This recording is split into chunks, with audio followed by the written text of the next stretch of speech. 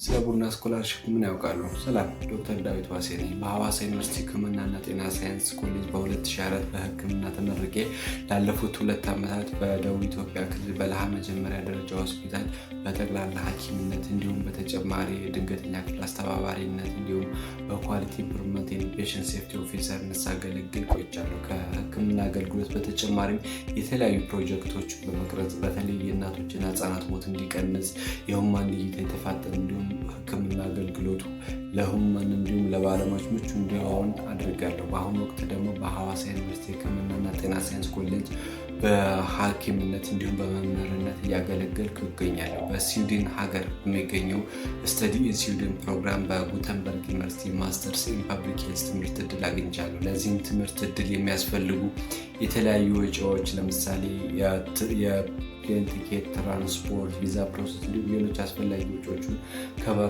ከበር ሊያደርግልኝ ከኢትዮጵያውያን ለኢትዮጵያውያን የተዘጋጀ ቡና ስኮላርሺፕ ቃል ገብቶልናል። ለዚህም የምርጫ ሂደት የመጨረሻ ደረጃ ደርሻለሁ። አሁን የእናንተ ድምፅ የሚያስፈልግበት ነው። ስለዚህ ከታች በሚገኘው ሊንክ እየገባችሁ ድምፃችሁ እንድትሰጡ በአክብሮት እጠይቃለሁ።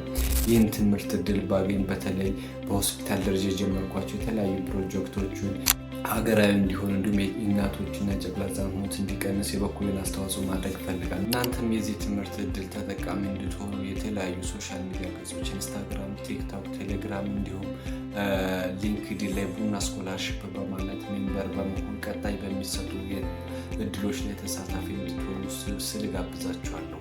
የእናንተ አንድ ድምፅ ለእኔ ትልቅ ዋጋ አላት። አመሰግናለሁ።